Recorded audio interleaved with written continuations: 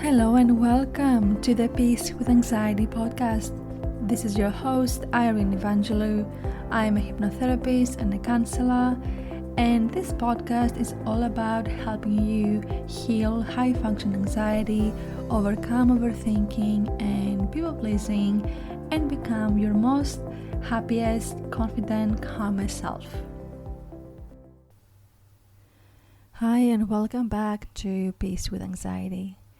If you ever felt anxious for no reason or like you're doing everything right and still can't relax, this episode is for you.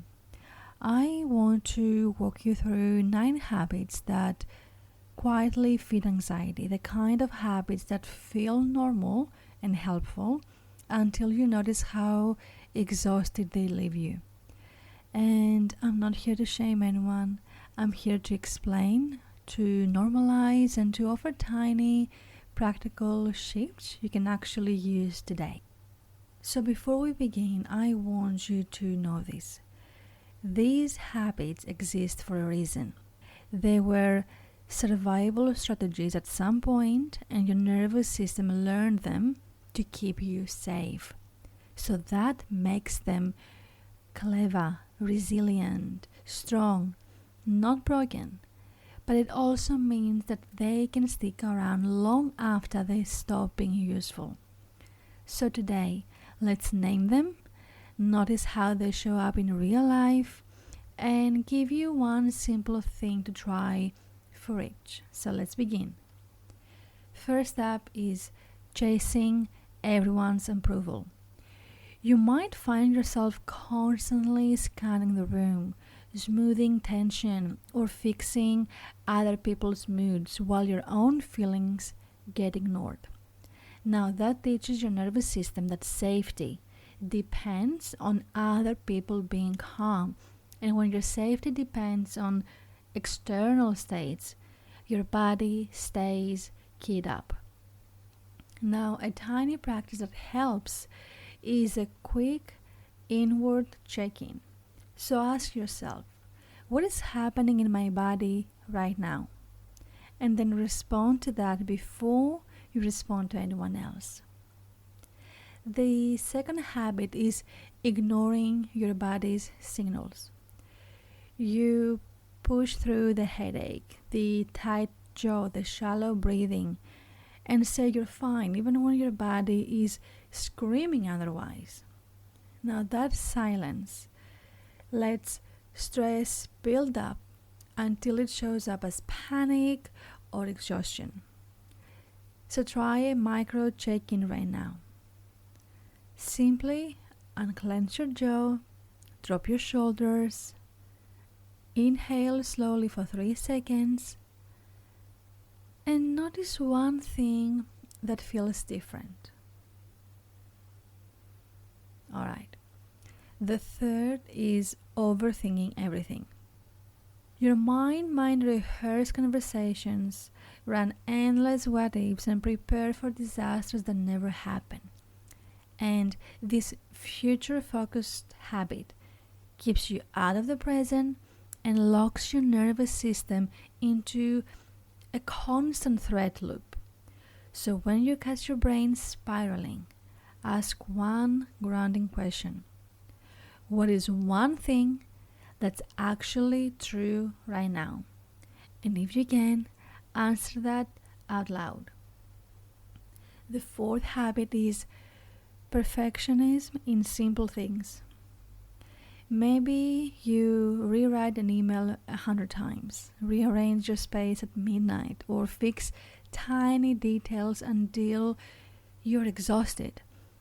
Now, perfectionism trains your brain to believe that safety equals perfection, which is an impossible contract. For this one, a helpful mantra, if you will, is simple, and it's working. Just repeat after me. Done is safer than perfect. And say it a couple of times, or maybe 3 times. Every time you catch yourself polishing something that's already good enough, say this simple mantra. Done is safer than perfect. Good. Number 5 is saying yes too often. You say yes before you even check in with yourself, before you check your schedule, before you feel your energy, because it feels easier than disappointing someone else. And that pattern chips away at your time, at your boundaries, and your ability to rest, which feeds the anxiety even more. So a quick, tiny practice is a pause phrase. That is, let me get back to you. And actually take the minute you need to decide. Good. Now, habit number 6 is a big one. Suppressing emotions. You might tell people you're fine and tuck away your irritation and sadness away because expressing them feels risky. But emotions that are ignored, they're not just vanish. They pile up and create pressure that eventually blows out as anxiety. So try naming one thing you're feeling right now. For example, I'm feeling tired. I'm annoyed. And notice how naming what you feel softens it. Number 7 is multitasking constantly. You juggle 5 tabs, 3 conversations, a to-do list, believing that doing more equals being more. So you're being more productive. But chronic multitasking prevents your nervous system from experiencing a real break, which means it never learns that rest is safe. So choose one tiny task, give it your full attention for 3 minutes, and notice how that single focus moment lands in your body. Number 8 is neglecting self-care. You tell yourself you don't have time to pause, even for 2 minutes, and you schedule everything except your own needs. And when self-care is optional, your nervous system gets fewer signals that the world is safe, and anxiety stays late. So start with a simple, quick 60-second reset. Stand up, stretch, take 3 full breaths, and tell your body you'll check in again soon. Alright, and finally, number 9 is avoiding support. Because you have been the competent one for so long, the strong one, asking for help can feel like failing, so you do it alone. But isolation amplifies pressure and makes stress harder to manage, which keeps the anxiety high. I'll say that again. Isolation amplifies pressure. It makes stress harder to manage, which keeps your anxiety high. So let yourself try 1% more support, even 0.5%. A text, a short call, delegating one task this week, and see how that small shift changes your load. And if you're ready to go deeper, I want to invite you to work with me in my Reset and Reclaim 4-week hypnotherapy program. That program is for women who are ready to heal the emotional wounds that drive anxiety, people-pleasing, and feeling not enough. And this is where the deep subconscious rewiring meets gentle guided support, so you can actually finally feel calm, confident, and connected to yourself. And finally, start living from a place of real ease and calm rather than constant pressure and stress. So if you're ready to do the work with me, DM me on Instagram Reset and I'll send you all the details. Now, put together these 9 habits, wire your nervous system to expect danger, even when life is objectively okay. That's why you can feel anxious in a calm room. Your body is running old rules that don't match your present reality. And the good news is that your nervous system is plastic. It can be taught new rules with consistent small steps. And if you're wondering where to start, you don't have to overhaul everything at once.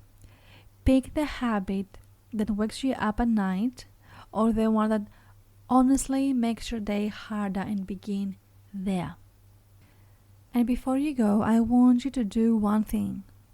Name the one habit from today that feels loudest for you. Say it softly or write it down. That awareness is the first real move towards change. And remember, anxiety isn't a character flaw. It's a message from your nervous system that learned to keep you safe. And when you listen with kindness and compassion and choose small, steady shifts, you give your nervous system new information that safety is possible. Thank you for spending this time with me. I love the work we do together here, and I'm so proud of you for showing up. If this episode landed, share it, message me what you noticed, or try one of the tiny practices and tell me what changed. And like I said, if you feel called to go deeper, DM me on Instagram or head to my Erase and Reclaim page to learn how this hypnotherapy program can support your healing. I'll see you next time. Take a breath, be gentle with yourself, and remember, you don't have to do it all alone. Thank you for listening to the Peace with Anxiety podcast. If you found any value in today, I would really appreciate if you would leave me a review and share this episode on your Instagram story, tagging me at Irene, the Anxiety Therapist. Also, make sure you subscribe to this podcast so you don't miss an episode. All the links are found below in the show notes. Thank you for listening, and I look forward to seeing you in the next episode.